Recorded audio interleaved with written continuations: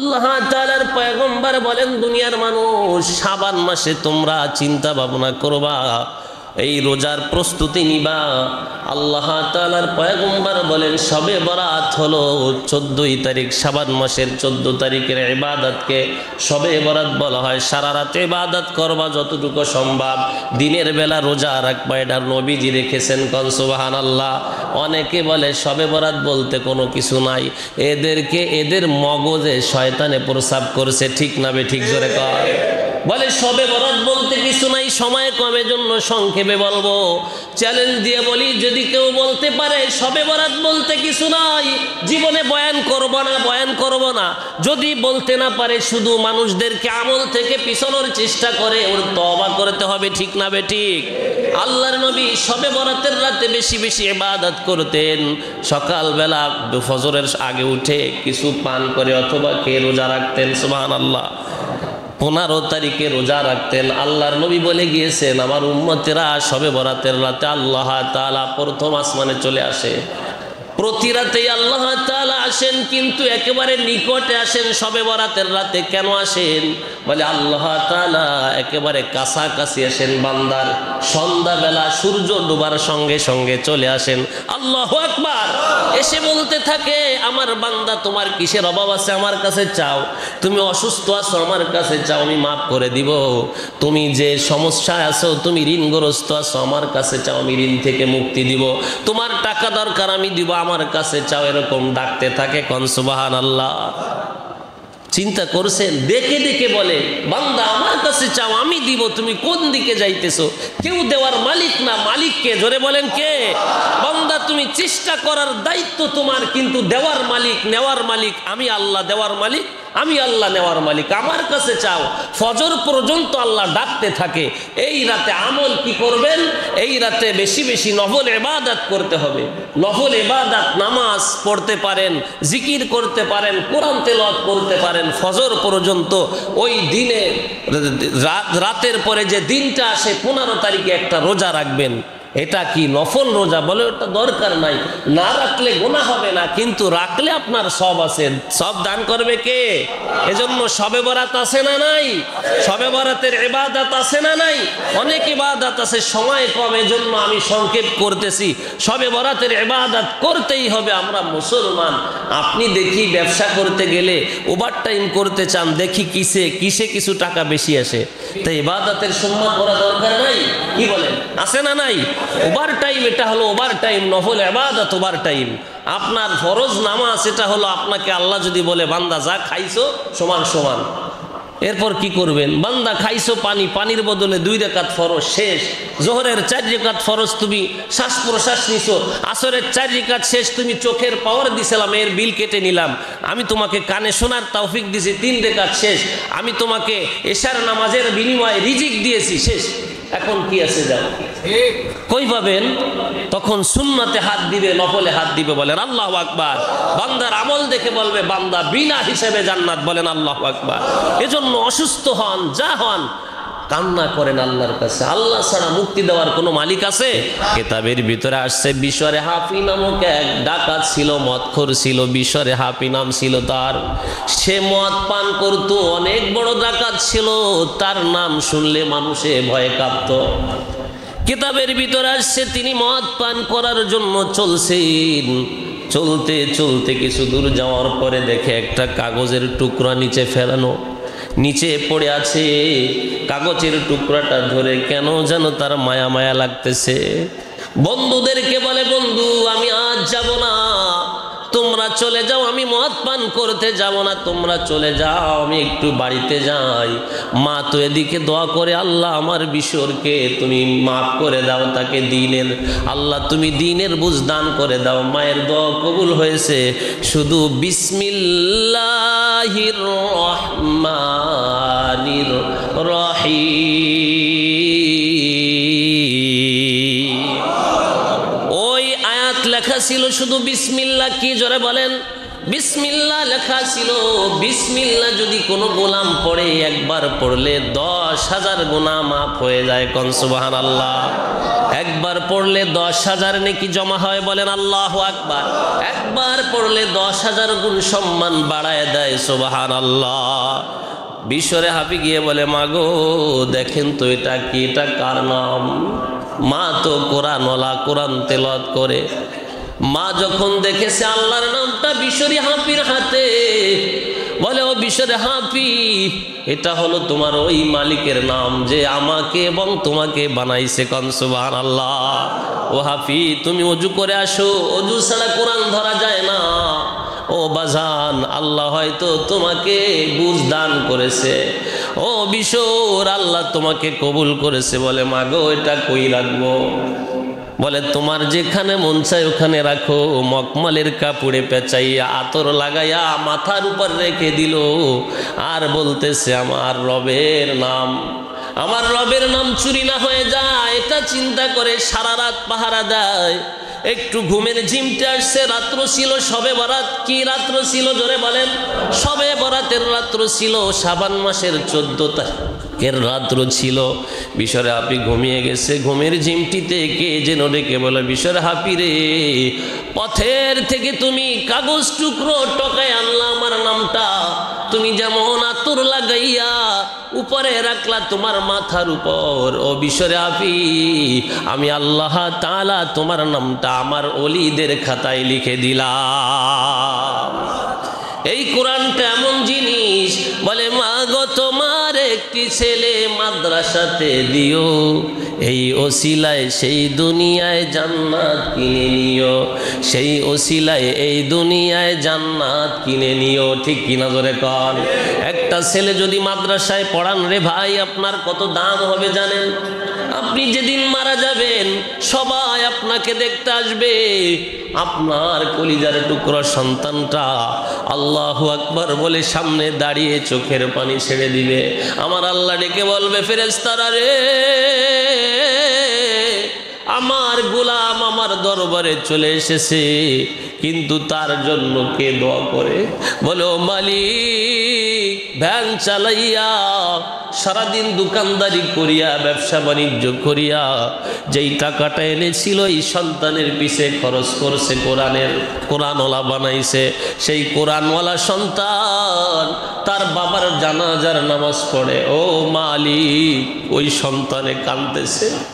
আল্লাহ ডেকে বলে, ও ফেরেশতারা তোমরা সাক্ষী থাকো, যার সন্তান আল্লাহু আকবার বলল আমি সব থেকে বড়, আমি তার পিতার জীবনের সব গুনাহ মাফ করে দিলাম।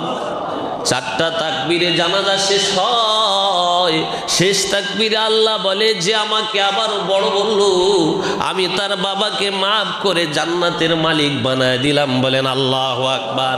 আমার মুসলমান ভাইরা, ছোট্ট ছোট্ট কোরআনের পাখিরা এরা মাদ্রাসায় আসে কেন আসে? আপনাদেরই মাদ্রাসা, বড়ইতলার মাদ্রাসা দারুল কোরআন ইসলামিয়া মাদ্রাসা কেন এখানে তৈরি করলেন?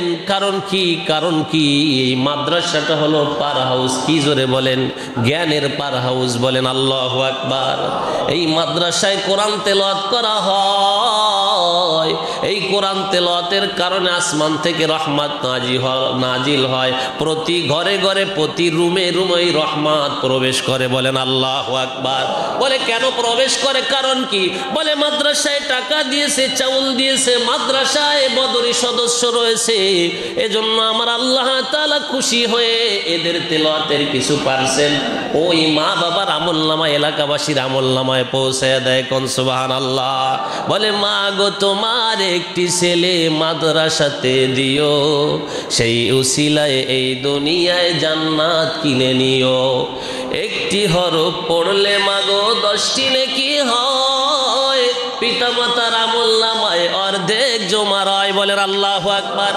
একটি হরফ পড়লে মা গো 10টি নেকি হয়, পিতা মাতার আমলনামায় অর্ধেক জমা হয়। বলেন আল্লাহু আকবার। আমার মুসলমান ভাইরা, মেয়ে হোক আর ছেলে হোক, কোরআনের জ্ঞানে জ্ঞানী বানান, কোনোদিন আপনাকে বৃদ্ধাশ্রমে পাঠাবে না, কোনোদিন আপনার দিকে চোখ রাঙায় কথা বলবে না।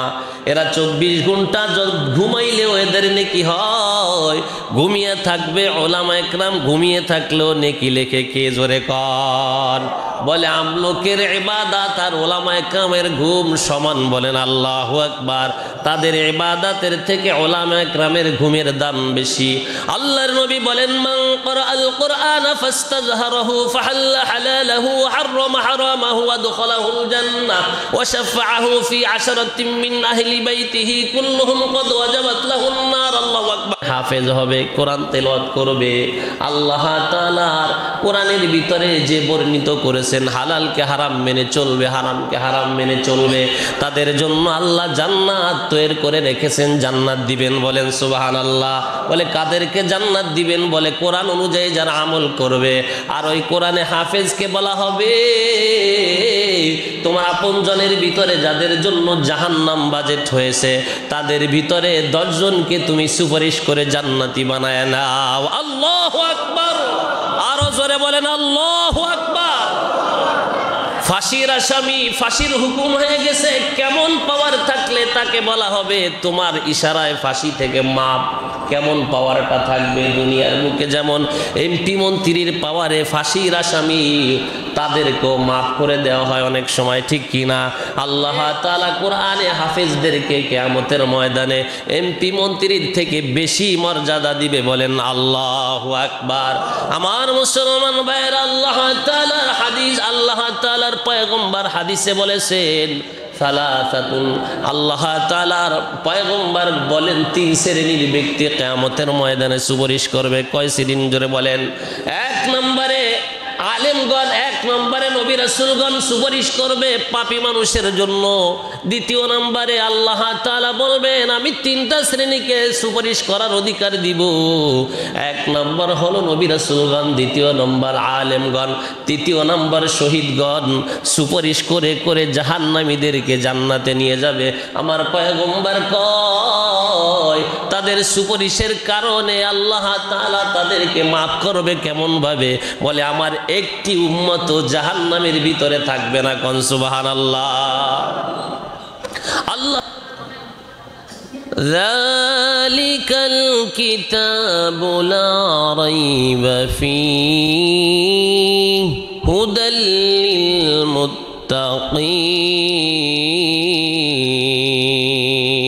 মুত্তাকিন আল্লাযীনা ইউমিনুনা বিল গায়বি ওয়া ইউকিমুনাস সালাতা ওয়া মিম্মা রাযাকনাহুম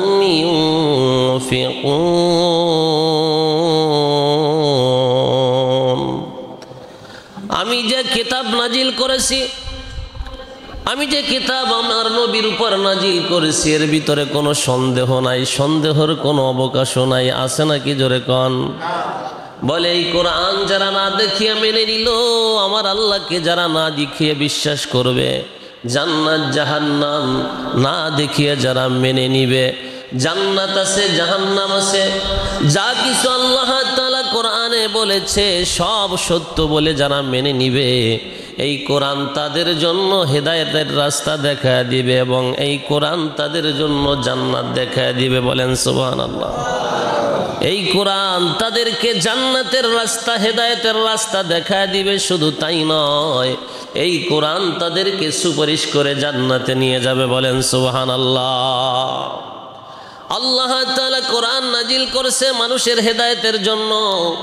নবী রাসূল প্রেরণ করেছেন, আখিরি জামানার নবীকে প্রেরণ করার পর বলে দিলেন, পয়গম্বর আমি আপনাকে কেমন ভাবে বানিয়েছি আর কিভাবে প্রেরণ করেছি, আপনি কেমন নবী আর আপনার উম্মতেরা কেমন দামি। ওয়ামা আরসালনাকা ইল্লা রাহমাতাল লিল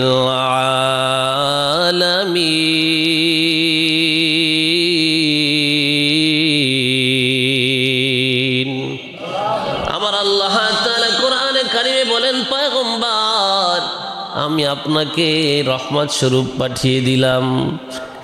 तमाम जगतेर जन्य रहमत स्वरूप पाठिए दिलाम। आमी जेमन रब्बुल आलामीन सबाई आमाके नामाजेर शुरूते बोले आलहामदुलिल्लाहि रब्बिल आलामीन। आमी जेमन सबार जन्य रब, आमी आपनाके नबी हिसाबे पाठालाम, रहमत हिसाबे पाठिए दिलाम, आपनार ऊपर कुरान नाजिल करलाम। और এই কোরআনে ঘোষণা করে দিলেন এই কোরআন আল্লাহ তাআলা নাজিল করেছেন, আর এই সংরক্ষণ আল্লাহ তাআলা করবেন। কে বলেছেন? কে? ইন্না নাহনু নাযালনা যিকরা ওয়া ইন্না লাহু লাহাফিজুন।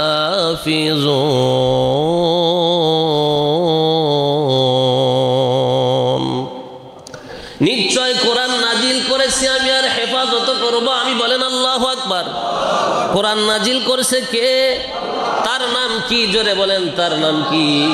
আমার আল্লাহ ওয়াদা করলেন এই কোরআন আমি আল্লাহ নাজিল করেছি, আর হেফাজতের দায়িত্ব আমার। এই কোরআন যারা পড়বে, যারা তেলাওয়াত করবে, যারা আমল করবে, আমি শুধু কোরআন হেফাজত করব না, কোরআন তো হেফাজত করবই, এর সাথে যারা এই কোরআনের উপর আমল করবে তাদের দায়িত্ব আমি আল্লাহ নিয়ে নিলাম। আল্লাহ তাআলা বলে দিলেন ফামান তাবিআ হুদায়া ফালা খাউফুন আলাইহিম ওয়ালা হুম ইয়াহজানুন। এই কোরআনের আইন, এই কোরআনের শাসন যারা মেনে চলবে তাদের কোনো চিন্তা নাই, তাদের কোনো ভয় নাই। কে বলেছেন? কে? জোরে বলেন কে? ফামান তাবিআ হুদায়া ফালা খাউফুন আলাইহিম, খাউফ মানে ভয়, ফালা খাউফুন আলাইহিম ওয়ালা হুম ইয়াহজানুন, তাদের কোনো ভয় নাই, তাদের কোনো চিন্তাও নাই। কে বলেছেন? আরো জোরে বলেন না কে? বলে কোরআন যারা মেনে চলবে তাদের কোনো ভয় নাই, কোনো চিন্তা নাই। এই কোরআনের আইন, কোরআনের শাসন যারা মেনে চলবে, কারণ হলো মানুষ জন্ম, দুনিয়াতে জন্ম হয়েছে মা বাবার মাধ্যমে, সৃষ্টি করেছে আমি আল্লাহ। সে কোনভাবে চললে ভালো হবে, কোনভাবে কথা বললে ভালো হবে, কোনভাবে পরিচালনা করলে তার রাষ্ট্র ভালো হবে, তার পরিবার ভালো হবে, কোনভাবে চললে ভালো হবে, এটা আমি আল্লাহ সৃষ্টি করেছি। সবার থেকে বেশি ভালো আমি আল্লাহ জানি। ঠিক কিনা? জোরে কর। আল্লাহ বলেন সৃষ্টি করেছি আমি, জমিন আমার, আইন চলবে আমার। বলেন আল্লাহু আকবার। ইয়া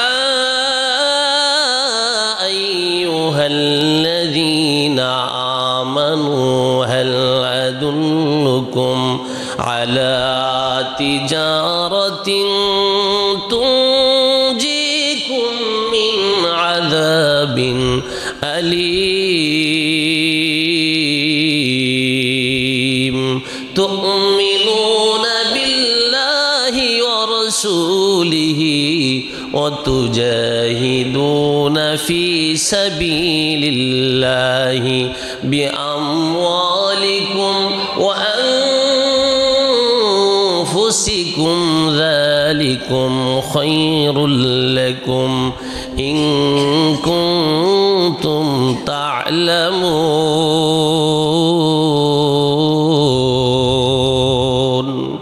আমার আল্লাহ তাআলা বলেন, হে ঈমানদারেরা, আমি কি তোমাদের কেমন একটা ব্যবসার কথা বলে দিব না? তার মানে হলো আমি কেমন একটা ব্যবসার কথা বলে দিব, যেই ব্যবসাটা করলে তোমরা জাহান্নামের কঠিন আযাব থেকে মুক্তি পাবে। ঈমানদারেরা যদি বলে আল্লাহ বলে দেন, আল্লাহ বলেন, আল্লাহ তাআলা বলেন এক নম্বরে আমি আল্লাহর উপর ঈমান আনতে হবে। বলেন সুবহানাল্লাহ। দ্বিতীয় নম্বরে আমার রাসূলগণের উপর ঈমান আনতে হবে। তুমিনুনা বিল্লাহি ওয়া রাসূলিহি ওয়া তুজাহিদুনা ফি সাবিলিল্লাহ, আমি যে তোমাদেরকে মাল দিয়েছি, জান দিয়েছি, উহা দ্বারা জিহাদ করে আমার দ্বীনকে জিন্দা করতে হবে। এটা তোমাদের জন্য উত্তম যদি তোমরা বুঝে থাকো। বলেন সুবহানাল্লাহ। যখন তুমি কোরআনের আইন কোরআনের শাসন মেনে চলবা, তোমার পরিবার পরিচালনা করবা কোরআন দিয়া, তোমার এলাকা পরিচালনা করবা কোরআন দিয়া, বিচার ব্যবস্থা করবা কোরআন দিয়া, রাষ্ট্র পরিচালনা করবা কোরআন দিয়া, তখন তোমার উপর নিপীড়ন আসতে পারে, বাধা আসতে পারে, আমি আল্লাহ তোমার সঙ্গে আছি, তোমার কোনো ভয় নাই, তোমার কোনো চিন্তা নাই। ওয়াকানা হাক্কান আলাইনা নাসরুল মুমিনিন।